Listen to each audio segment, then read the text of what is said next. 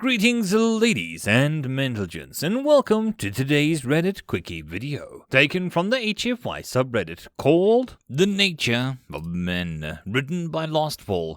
The link to the original will be down below, and as always, I hope that you enjoy. John Martin was seen as a legendary figure amongst the settlement of New Brazil.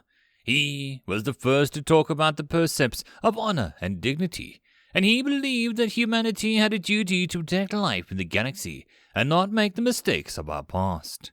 He didn't just say it either. John was a generous man who was quick to open up his home and table to any who needed it or were down at their luck. His kindness and generosity, combined with his willingness to defend even those of other species, made him a legend in New Brazil. Few would have believed or even suspected, though, that at one time he was a legend of a very different reason. When a man had first reached the stars, John Martin, young and single, had been quick to join the service and see new places. In his enthusiasm, he quickly became an officer. Young and idealistic, he was sent to Alpha Centauri, the closest star to Sol with a habitable world, as a security attachment for the new colony. The Centaurians, the native population, lived in what the humans considered the Goldilocks world, ideal for human survival with the right climate. It was actually a more stable planet than our own, with mostly Mediterranean climate year-round. As overpopulation swelled humanity's numbers beyond the Earth could support, we began to desperately seek out such worlds to assure our survival. Much like the human colonization efforts on Earth, the native Centaurians were exploited, driven from their homes and lands, and massacred at John's orders and the slightest sign of resistance. While the Centaurians were as advanced as humanity, their relatively peaceful history, combined with the colonists' lack of ability to retreat, led to the inevitable downfall of their civilization. John led the colonial defense into the planet like Cortez led the Spanish conquistadors against the Aztecs. Despite our great technology, at the first sign of threat to our survival, we were all too eager to repeat our past. John's unit had been sent to ensure survival of the colonists from the native threats. During those dark days, John had created and led the relocation squads who cleared out entire villages, including the old and infirm, women and children, to free the land up for human colonists. He had ordered the destruction of any form of resistance and taken the world by force. In the end, he loaded up all the remaining Centaurians and loaded them onto the human arks, vessels for cryo-storage of the colonists. Under his orders, the last of that civilization was sent adrift in space. John's actions left many divided. Those of the Centauri viewed him as a protecting hero, heaping awards upon him. When word made it back to Earth, though, his actions incited condemnation. Many knew his face at the time, and he was called many things by those who hated his actions, to include the Butcher of Alpha Centauri, the Alpha Centauri Cortez. He became the caricature of the exploitation of Alpha Centauri. His actions drove the creation of a protocol for all future colonization efforts regarding native civilizations. Not all humans wanted to be conquerors, and many were ashamed of the actions we took to settle the occupied planet. The infamy drove him to leave both the military and his shame, Alpha Centauri. John eventually moved on from the ghosts of his past, trying to atone for his violent past by helping others avoid that base nature. The further John got from it, the more shame and darker his view of himself began. The darkness he strove to bury in good deeds. He began to travel from planet to planet and any cryostasis-capable ship that he could find. While people can forget over long periods of time it takes to travel in cryostasis through space, fate has a way of never forgetting that balance it must be paid. New Brazil was a target for a new colony, and many of the chance for a fresh start. Unlike Alpha Centauri, New Brazil did not have an existing civilization, and even if it did, the exploitation of them was no longer allowed. The colony was focused on survival, the crops, and getting the trade of port active. John, fearing his past fame and infamy, had avoided any leadership roles and had taken the job of a laborer to be accepted on a slow boat. Once again, in cryostasis, John was moving in order to start over. Ultimately, John's time on New Brazil gave him the escape that he so desperately sought. His generosity and his quickness to encourage people to rise above their more base nature caused him to be legendary in New Brazil as a great Samaritan. Amongst the colonists he found a wife who was the love of his life. With her he had several children, the youngest of whom was called Bill Martin. John never intended to tell any of them about his past. He would rather have it laid buried in the dirt of Alpha Centauri. The evidence of his greatest shame, the medals, the citations, along with the photos of him during the Centauri invasion, hidden in a shoebox under the loose footboard on his workshop. One day Bill had found the shoebox, and he and John had to have a long talk that night, and many times after that. Bill idolized his father, but turned a deaf ear to his warnings. Bill Martin didn't stay in New Brazil and follow after the example of his dad's work and sat there. His heart was set on glory and conquest, still idolizing the side of his father that he never knew. With the development of faster-than-light technology, a new frontier opened up. Bill had raced into this soon as he was of age, and he had the same fire John did at that age, unfortunately. But in the satiating of that bloodthirst, he had lost much of who he was. In many years you could say that he found his monster had embraced it. In doing such, Bill gained an understanding of his father few ever would. Bill had started out as a trader, moved into the military during the Civil War, where he was assigned as a privateer vessel disrupting trade. From there, his descent into full piracy was inevitable. He was a natural leader, and with the ruthlessness and intimate understanding of the power and violence and terror, much as his father had shown when young. Bill's wake of violence, destruction, and ruthlessness would put the more lurid in fiction to shame. The universe and life that he had chosen made him hard and calloused. His name grew into that of legend. His physical visage became frightening to behold. Bill, like his father, was a large man, who routinely exercised in high gravity. He had also taken to always wearing a dark armored suits, often with custom touches to give them a more ominous look. Piracy was a dangerous business, and since before even the days of Edward Teach, the infamous Blackbeard, fear was the best insurance one could have. Bill's pursuit of taking him further and further down the dark road of violence, his face heavily scarred from a life of violence, and his back bent from the chains of burden that he had created for himself. During his travels beyond the human sphere of influence, Bill came into contact with an alien technology that he was quick to adapt to his own uses. Combined with the augmentation that he had endured repairing damage from his many fights and the cost of frightening view, anyone who saw him took him to be the apparition of death, no longer that of a mortal man.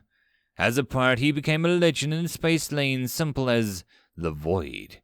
The original Bill Martin was long since forgotten, save for one man in New Brazil. He was now the boogeyman of the trade lanes, a monster spoken of in hushed tones in taverns and few drinks. Most who made their livings on the trade lanes feared even the mention of his name would invoke the terrible wrath. The Void indiscriminately preyed upon the merchants, the miners, the military, and even other pirates. His ship, a captured human battleship, bristled with alien weaponry and was reputed to be crewed by ghosts of those he killed. While not technically true, the Void ship was crewed with mechanical abominations infused with the consciousness of the dead. These abominations loyally protected and guided the Void towards the unholy path of a monster. To hear those who plied the lanes tell of the Void, you would think that he killed stars at a whim. Even the bravest, most ruthless, or idealistic of pirate hunters wouldn't even take contracts on him. Amongst pirates, his reputation was equally as fierce. None knew where he held known port, but all knew the profile of his ship. They knew of the white skull on the front against the blood red of the ship itself. They had all heard the horror stories from those alive of how the ship would harpoon its victims, literally ripping ships apart and slowly drawing pieces it wanted in. This was something unique to his ship, as a whaling vessel of old, often targeting engine rooms and bridges with those terrible weapons, the impact peeling the hull and venting them to the vacuum of space.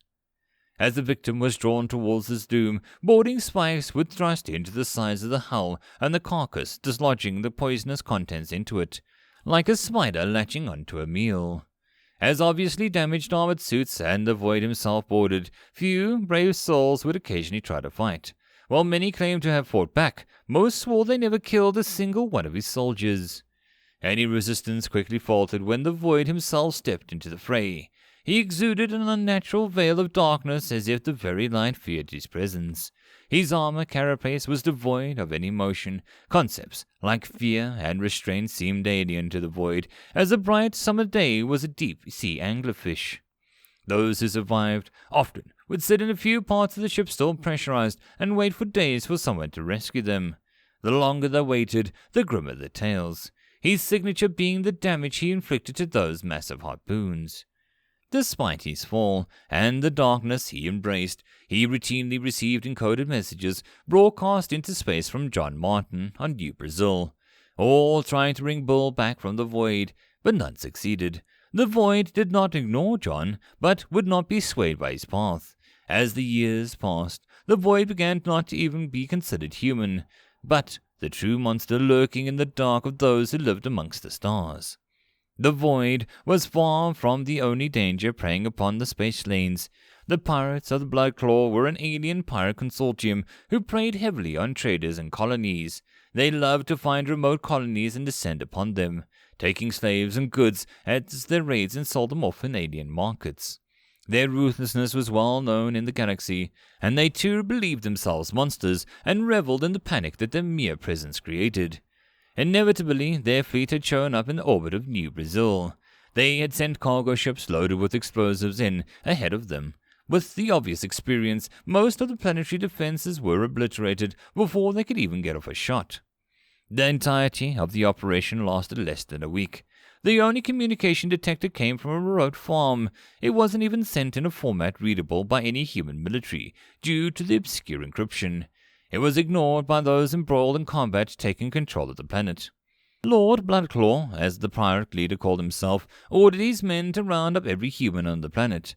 Those we can sell, we will keep, the rest we kill, he declared. As his troops ruthlessly set about fulfilling his orders with a practiced efficiency, rounding up every colonist that they could find and bringing them holding camps near the Bloodclaw transport shuttles. John Martin was one of those rounded up, now an old man, known for his kindness and generosity. His wife had passed on and all of his kids had moved off-world. He came to the camp alone, nor did they know the terrible spectre that he had invited back to his world in a desperate gamble to save it. John did all he could to help keep the other colonists calm, even as the pirates herded them in like cattle towards the holding pens en route to slavery. The Void's battleship announced its arrival by warping into the middle of the Bloodclaw formation around the planet, its armored prow bursting through the center of the Bloodclaw's flagship, ripping it apart down the center, like the classic Greek triremes of old. As the remaining Bloodclaw ships began to try and scatter like fish with the arrival of a shark, the Void's signature harpoons. Those terrible harpoons began their deadly dance, snagging their fleeing prey and dragging them along helplessly at the end of the line. The Void's battleship, a cold, uncaring juggernaut of destruction, plowed on, dragging the victims behind like a fisherman with a fresh catch, its white skull and red paint clearly visible to any still alive. Many of those ships having already become tombs of those inside due to the decompression caused by the harpoons or the damage that they crashed into each other in the wake of the Titan's passing. All those poor souls could do in their final moments was watch and sit there, helpless at the end of the lines. Those unlucky enough to survive the harpoons and the collisions were casually incinerated by the cannons of the battleship, showing an absolute disdain for the fellow pirates' lives. 30 seconds into the battle, and not a single Bloodclaw remained in orbit. The harpoon, void of their prey, were drawing into their ports. The gravity of New Brazil drawing the bodies of the ships and men into the atmosphere in a fiery light to show that it was as beautiful as it was ominous. Those on the ground suddenly saw the heavens light up with the entry of parts of the ships of the former pirates. The Void's arrival that day was heralded by the fires from the heavens. After the initial shock, all realized not everything was burning up. Many of those fires from the heavens were headed towards the prisoner pens and the Bloodclaw encampment. Those civilians on the ground felt a surge of hope that the human military had responded. That hope was replaced with despair as the blood-red drop pods rained down from the sky, with the soldiers who looked beyond death. As they fell, that horrible visage of the battleship entered the atmosphere, separating the clouds, showing its skull and red shell. All knew then that the void had arrived. To say fear ran rampant, as say a hurricane is a storm. The colonists and the Blood Corps both stared in horror at what was before them.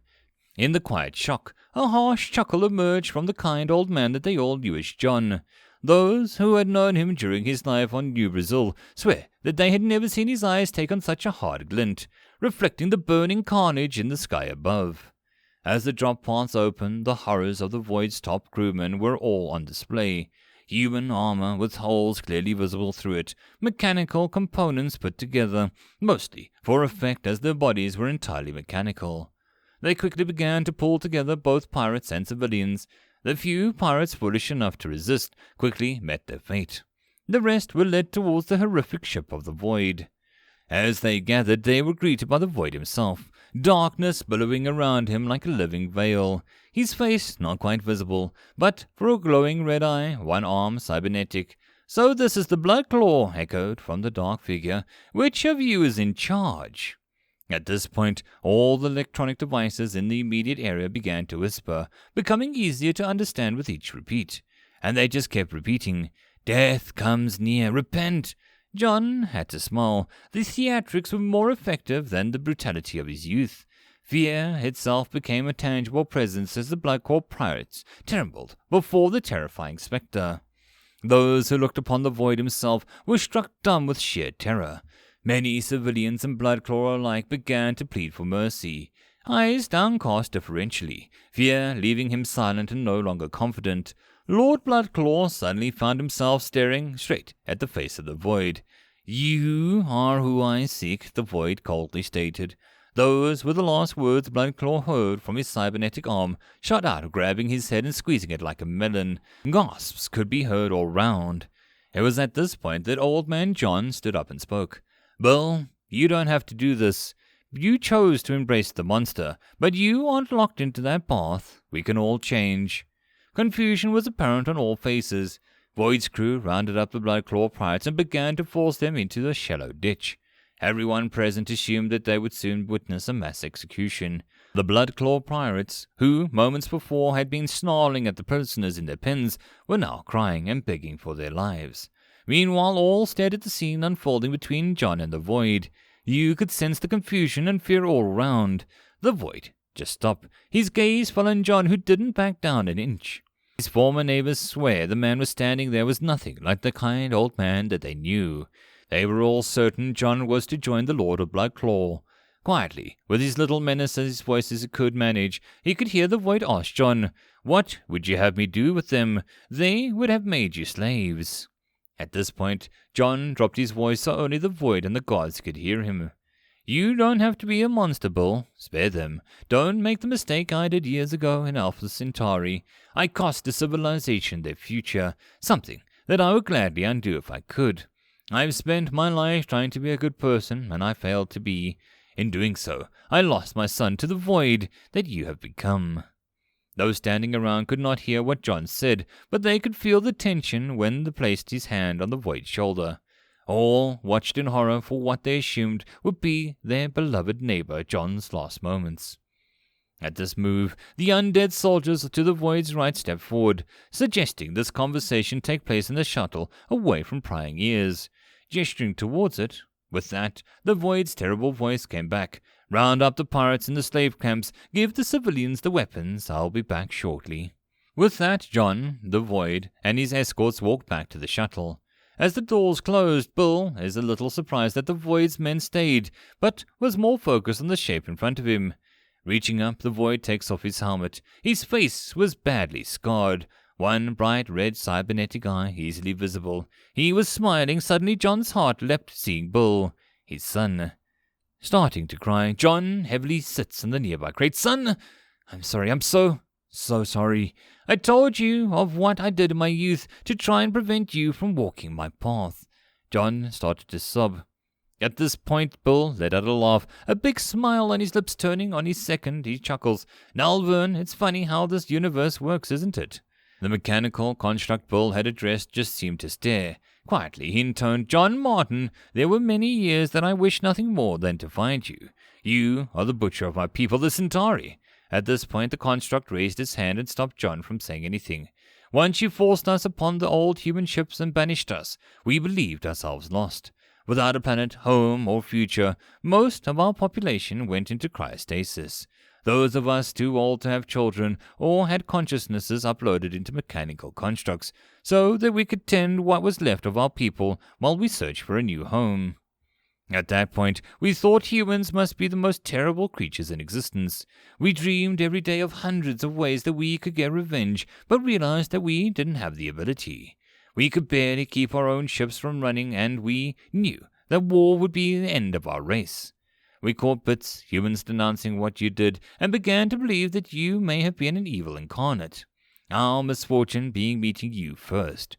We had been adrift in space, hopelessly searching for a new home, for 45 years when a human ship approached us. With no defenses, we could only listen as he hailed us. We all thought that it was over when he announced that he was Will Martin, and your son. He was in a light combat craft, and we were in the Hawks low on fuels and breaking down. We were shocked as he announced that he wanted to help put right what you did wrong. He asked to dock and talk. We knew that we were already dead, so with a heavy heart we permitted the son of our greatest nightmare to set foot on our ship. Bill had a plan. He had learned well of the arts of war while working as a privateer when he finally got word of our ships. He left that to come find us, so we talked. Bill's plan was to capture the resources to allow us to fix and maintain our fleet. He asked for nothing in return, but after the first couple deliveries, Honor would not allow us to benefit without helping him. But only our constructs. We would not risk to unthaw until we had a new home. Over the last 20 years, we have built upon our fleet with the ships that we've captured. Us, a race almost wiped out by humanity, suddenly found one bent on saving us. We watched in awe as he destroyed anything that was a threat to us. We did our best to preserve him, but we did not understand. We did not make him what he chose to become, but to us, he is a hero. Over the years, we recognized your son to be different, or at least accepted he had chosen his humanity's gift for violence in our benefit. He has earned our trust, so when he said his family needed help, despite our reservations, we could not let him go alone. I must ask, though, why did you ask Bill to spare your enemy? How can a human indulge in the butchery of innocent people one day, and then request mercy for those who attacked them so they be spared in the next? For a minute the entire bay of the shuttle was filled in silence. John looked so confused about his emotions. After a minute, though, he slowly explained, "Nelvin, I committed a terrible crime against yours, and I did it because I feared for the survival of my people. I was wrong. Honestly, the crimes I committed haunt me to this day." With a sob, John continued, "But because of those crimes, I have tried to ease the pain in this world. I changed when the horror of what I had done set upon me. I told my son the shame of what I had done because he found the box that I kept to remind me of why I was wrong. I honestly thought the Centauri were extinct. In all humans there are seeds of evil and good. It's a duality that we must struggle with." John couldn't hold it together at this point, tears streaming down his face. The immense guilt that he had tried to keep buried for over 55 years suddenly upon him, flowing from his face like a breaking of a dam. It was at this point that Bill spoke up. "Dad, the Centauri still need a home. Could they know peace here?" At this, John looked up with a gleam in his eyes. "Yes, I would talk to the settlers and ensure it. Given what has transpired, you have my word. And the pirates? They are yours. We will send word. I shall also spread word that this planet is under the protection of the Void," Bill said with a smile. Suddenly, he realized how good it was to be home. Word was sent to the Centauri fleets. A home had been found. The humans of New Brazil followed John's example and welcomed the lost children of Alpha Centauri into their homes as if they were their own. In the annals of New Brazil, the human and Centauri colonists teach the story as a defining example of the duality of man and his struggles. A good man named John, in desperation to save all he had spent years building, summoned the Void, a merciless killer, to be the hero. the monstrous void, the kindness restored the Centauri to a world, after they had nearly gone extinct to the hands of the same good man named John. And that, my friends, is the end of this Reddit Quickie. I hope that you enjoyed. If you'd like to support this channel, there are numerous ways to do so, listed in the description down below. The easiest and best way would be to share this video and my channel as much as possible. I'll see you all in the next video, and I hope that you have a good one until then. Cheers.